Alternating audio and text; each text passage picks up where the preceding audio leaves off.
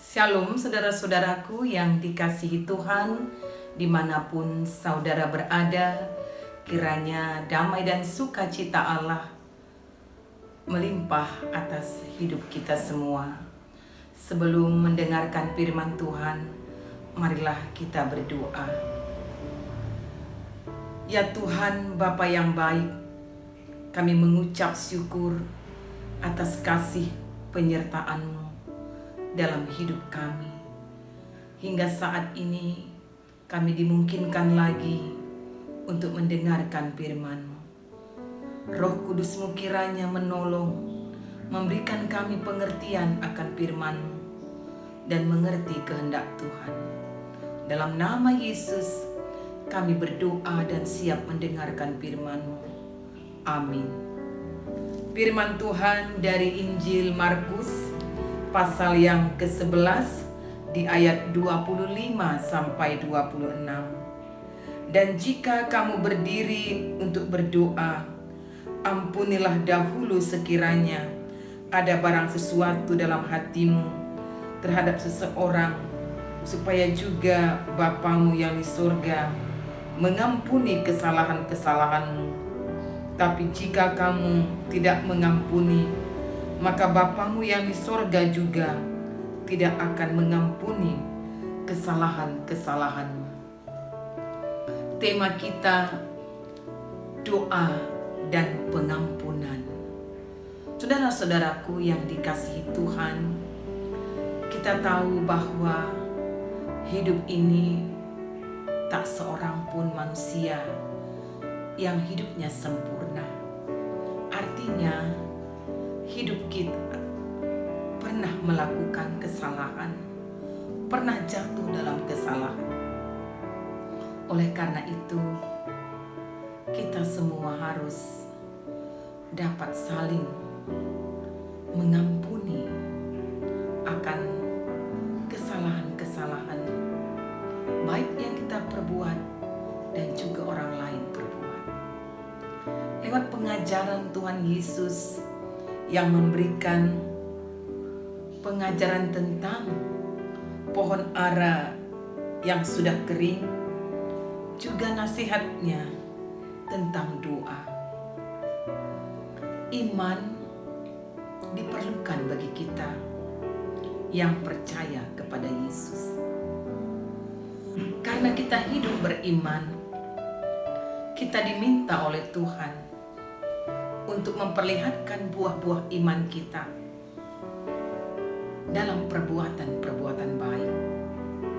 Inilah yang digambarkan Yesus tentang pohon ara. Tidak hanya cukup tumbuh bertambah besar pohon ara itu, tetapi harusnya pada waktunya dia menghasilkan buah. Oleh karena itu, Yesus mengutuk pohon ara.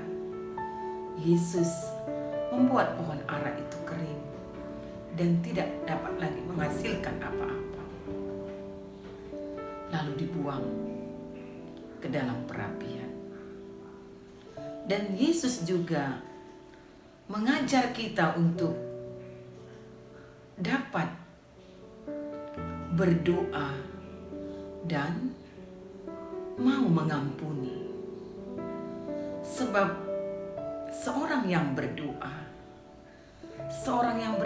kepada Tuhan akan mempunyai kekuatan untuk mengampuni orang yang pernah bersalah kepadanya. Saudara-saudaraku, mungkin kita berkata, sangatlah sulit untuk mengampuni, apalagi kalau sudah teramat sakit, teramat terluka, segala perbuatan-perbuatan yang dilakukan kepada kita. Mungkin kita juga berkata, saya tidak bisa melupakan segala perbuatan-perbuatan jahatnya, yang menyakiti, yang mengkhianati. Ini yang sering kita lontarkan. Saudara-saudara, kita tahu, kita akan jujur juga menjawabnya. Memang tidak mudah untuk mengampuni, apalagi kalau segala perbuatan yang diperbuat kepada kita itu sudah sangat terlalu menyakitkan. Saudara-saudaraku, marilah kita mengakui bahwa dengan kekuatan kita memang tidak bisa mengampuni. Tetapi kita yang percaya kepada Yesus, yang telah percaya dan beriman kepada Yesus, yang telah memberikan dirinya, yang telah melepaskan pengampunan bagi kita, orang yang berdosa ini. Dengan itulah sebenarnya kita diajar untuk dapat mengampuni orang yang berbuat salah kepada kita. Saudaraku, mengapa Yesus mengajar kaitannya berdoa? Jadi doa bukan hanya urusan kita kepada Tuhan, bukan sekedar komunikasi kita yang tercipta dengan Tuhan saja, tetapi doa-doa kita akan memperlihatkan hubungan relasi kita juga baik kepada sesama kita, termasuk yang telah melakukan kesalahan kepada kita. Oleh karena itu Tuhan memintakan setiap kita yang datang berdoa kepadanya terlebih dahulu membereskan, mengampuni sekiranya ada kesalahan-kesalahan orang lain yang masih kita simpan, kita pendam dalam hati kita. Bahkan dengan itu kita pun memelihara dendam itu dan ingin melancarkan perbuatan pembalasan pada waktu tertentu. Saudara-saudaraku, mengapa kita disuruh melepaskan pengampunan? Mengapa kita harus membereskan terlebih dahulu hubungan kita dengan orang lain yang melakukan kesalahan kepada kita? Yang artinya di sini kita berani bersedia untuk mengampuni, karena dengan kita dahulu mengampuni sesama kita atau kepada orang yang berbuat salah kepada kita lah kita akan beroleh pengampunan. Jadi tidak adalah artinya kita berdoa memohon pengampunan kepada Tuhan jikalau kita pun tidak bisa mengampuni orang lain. Jadi saudara-saudaraku, mengampuni sungguh memang sulit, tidak mudah.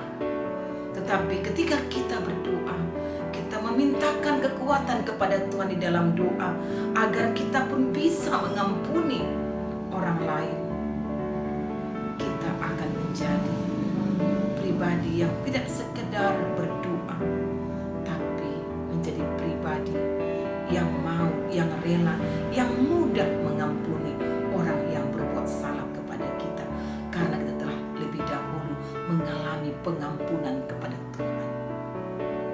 Jadi janganlah kita menjadi seorang yang sulit mengampuni, yang tidak mau mengampuni, yang seakan-akan orang lain tetap salah dan kita selalu benar. Kita pun pernah juga salah. Kita pun juga pernah melakukan kesalahan-kesalahan yang sama kepada orang lain juga. Oleh karena itu kita mengaku kepada Tuhan bahwa kita akan mengampuni dan akan rela mengampuni, karena dengan justru kita mengampunilah akan kesalahan sesama kita, kita akan beroleh pengampunan Kristus. Saudara-saudaraku, jadi dengan ini tema kita, doa dan pengampunan. Nah, kalau kita kaitkan seluruh perikop ini, buah iman kita, hidup yang berbuah sebagai orang Kristen, orang yang percaya kepada Tuhan itu nampak lewat pengakuan iman kita kepada Tuhan, nampak lewat kehidupan doa kita yang percaya sepenuhnya akan kuasa Tuhan, tapi juga akan nampak lewat sifat karakter kita yang berpribadi suka mengampuni dan mudah mengampuni. Karena itulah kuasa doa yang selalu memenangkan kita untuk rela mengampuni. Saudara-saudaraku, memang kita juga berkata, apalagi orang-orang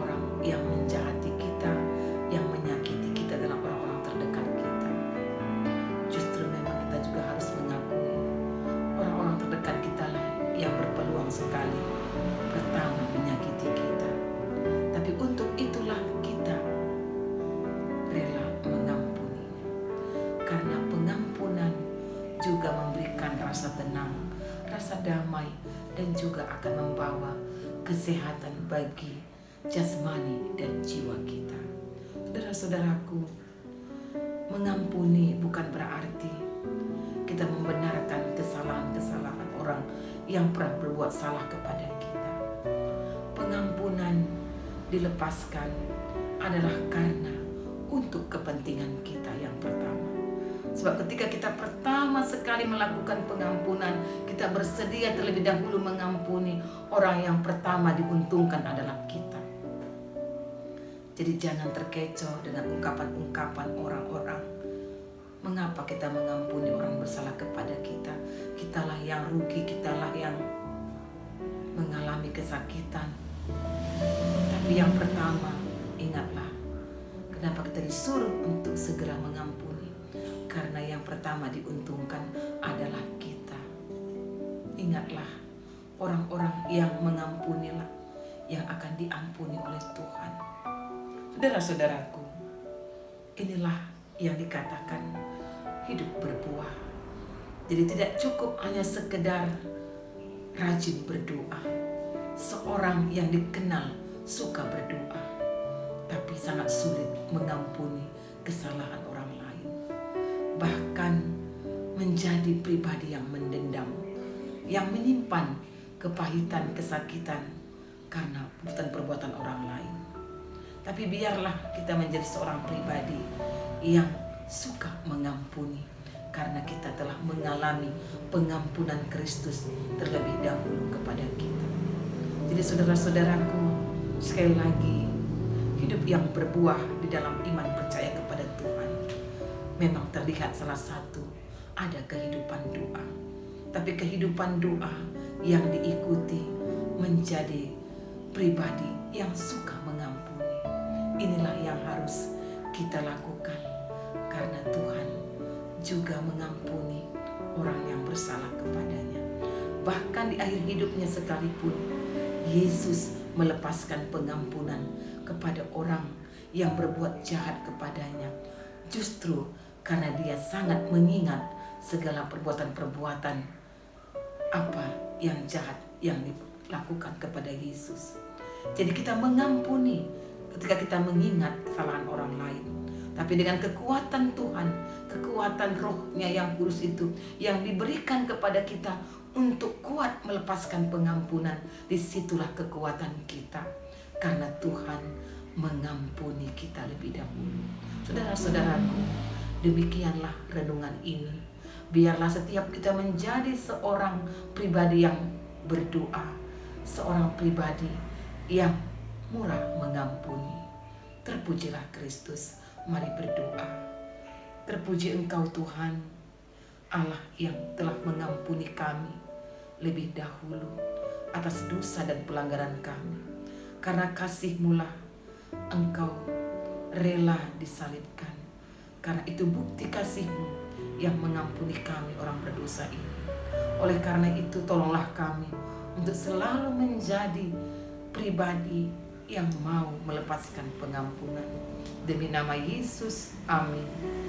Shalom saudara-saudaraku, Tuhan Yesus memberkati.